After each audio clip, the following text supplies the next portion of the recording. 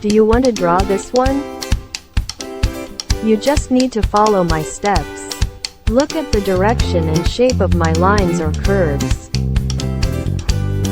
Let's move your marker now. Check it out, it's very easy. Just make lines like this. We don't need complicated theory. Let's draw together. Don't be afraid of being wrong. Everyone has their own artistic soul.